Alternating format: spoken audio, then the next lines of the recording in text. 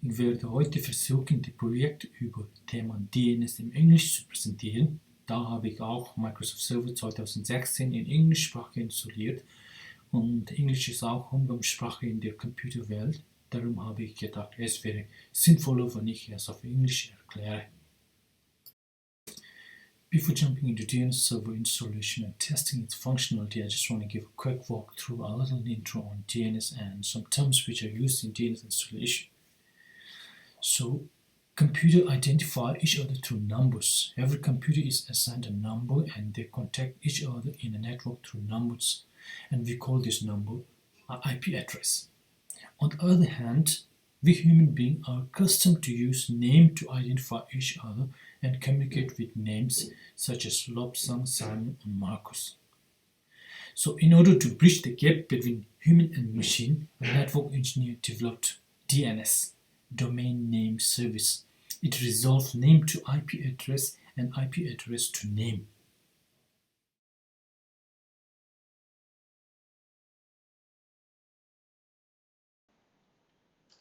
I'll just go through the steps for installing DNS, 8 role and features. Next. Select DNS, add features.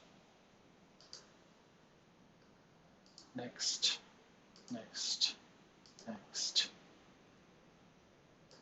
Install. So this is the procedure steps for installing DNS server. So it will take some time. And the next step would be configuring the DNS server. And it looks like it has already finished installing. So close it.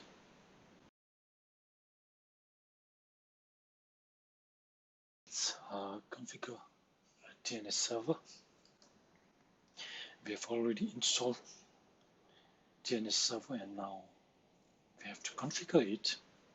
So configure DNS server. Next.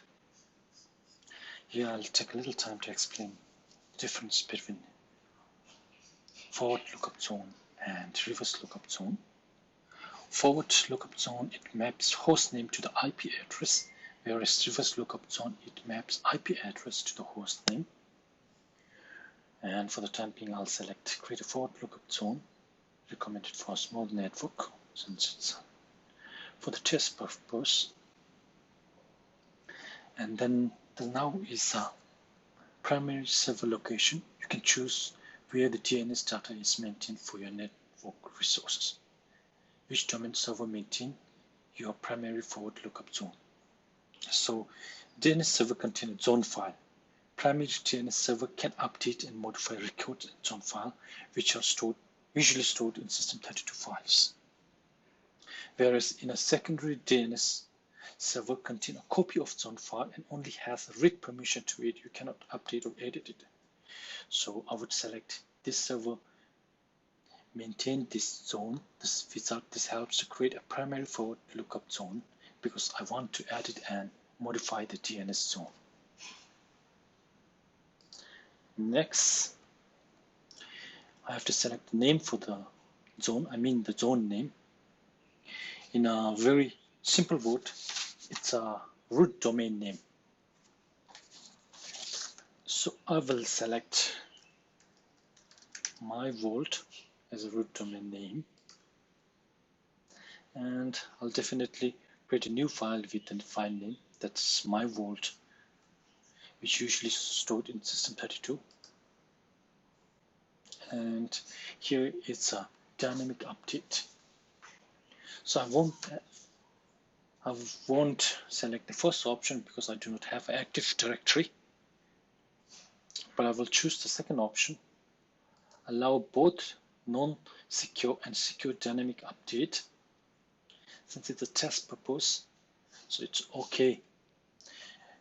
There is a notice there significant security vulnerability because update can be accepted from untrusted sources since it's on a private network, and for the testing purpose it should be okay.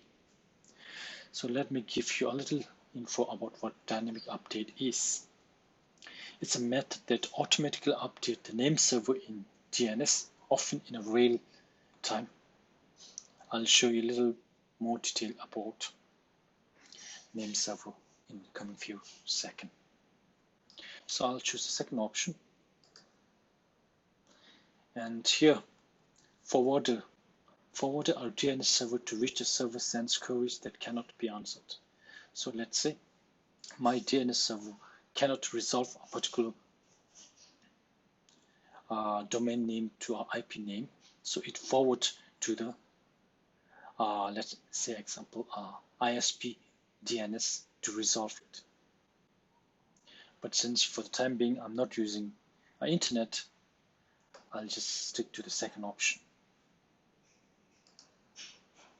So now it's searching for the DNS, and I've successfully created my DNS server. So I'll click the finish. So now I've already created my DNS server.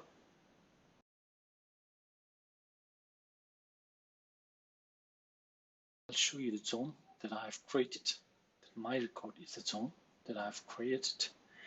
And the first two records created when configuring a zone are start of authority and name server. Automatic update of name server is called a dynamic update. I mean in a real time.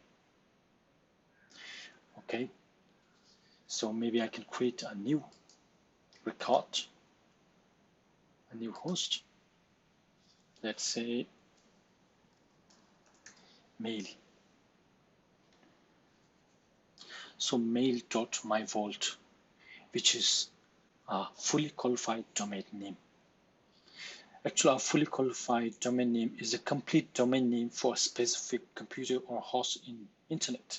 It consists of two parts, host name and the domain name. Here the mail is the host name and myvault is the domain name. So combining both of them together becomes a fully qualified domain name. And for that I'll assign an IP address, let's say 192.168.100.50, and I create. So now it's automatically added. That's okay. I've created only one mail, and for the for the zone name, I can create a CNAME, which means another name for the same zone. Let's say let's go.myvault or something like that. So I can have an alias of this name for the host. Let's say for the moment I don't use it. So that's the feature of that.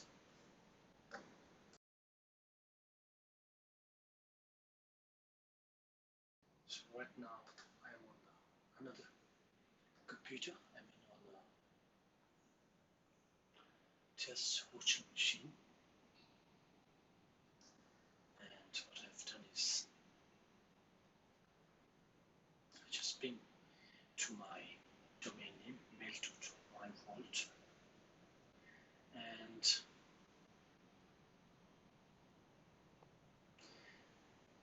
this computer has been assigned IP address to the DHCP server from my server. And when I look at the NS lookup, I can find the name mail.myvault, which is assigned 192.168.170. So DNS server is able to resolve domain name to IP address. And maybe if I can show you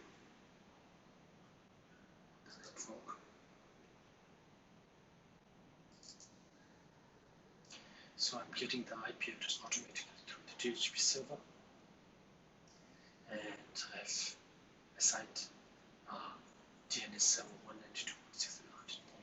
192.168.2, which is my DNS server address.